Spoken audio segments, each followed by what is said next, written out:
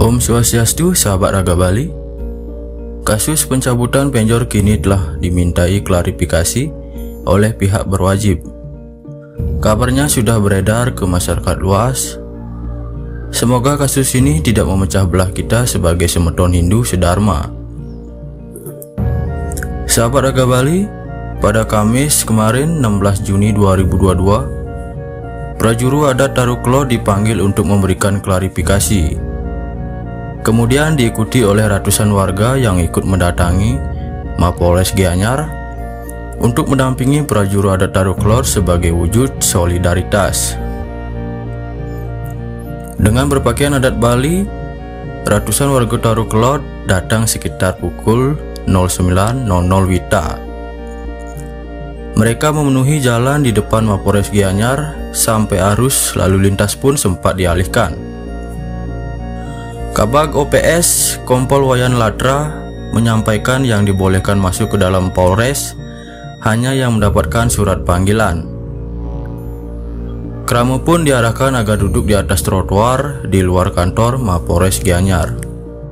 Nah semeton, dilihat dari gambar ini salah satu warga Taruklo yang terlihat berbeda dan mencolok berpakaian serba poleng, yakni IKD UK, mengatakan kedatangan warga ini spontan dilakukan untuk mengawal prajuru setelah adanya informasi bahwa prajuru adat dipanggil Polres Gianyar.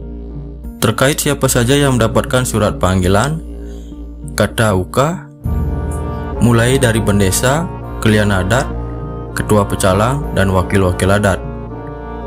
Namun kata beliau, pemanggilan klarifikasi oleh Polres Gianyar dilakukan dalam waktu yang berbeda-beda. Saat itu yang dipanggil adalah pendesa dan wakil-wakilnya. Sebelumnya kelian adat dan wakilnya, ujar mantan kelian adat yang kini menjabat Subak Abian. Semeton umat sedharma, mengenai pencabutan penjor Mangkuwarka, warga yang berpakaian serba poleng mengungkapkan hal tersebut tidak dilakukan semena-mena, tapi telah dilakukan melalui paruman atau musyawarah dengan alasan Mangkuwarka bukan lagi krama desa adat Taruklo, sehingga secara otomatis tanah tempat Mangkuwarka mendirikan penjor bukan miliknya lagi. KDUK juga meluruskan informasi yang beredar di media sosial yang menyebut penjor tersebut dirusak. Ia menegaskan bahwa tidak ada pengerusakan.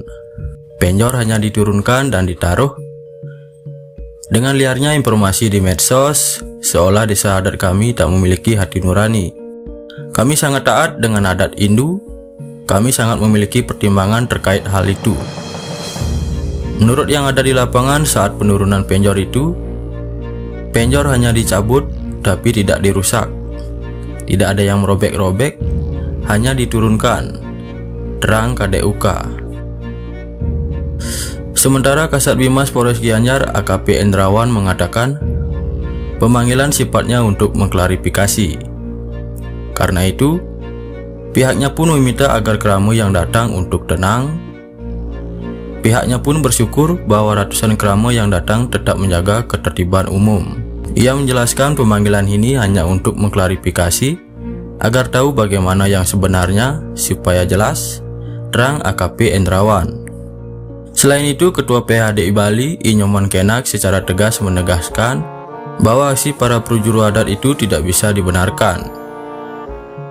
Kami memahami dan bisa mengerti kalau pemilik penjor melaporkannya ke aparat penegak hukum, kata Ketua PHDI Bali Inyoman Kenak pada Sabtu 11 Juni 2022, seperti yang dikutip dari Radar Bali.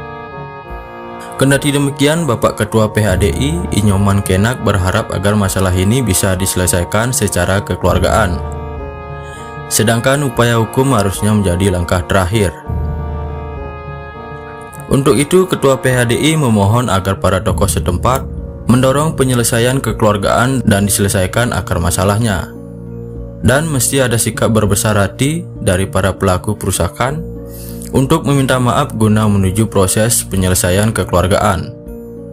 Inyoman Kenak menambahkan bahwa pengerusakan itu bagian dari merusak simbol suci.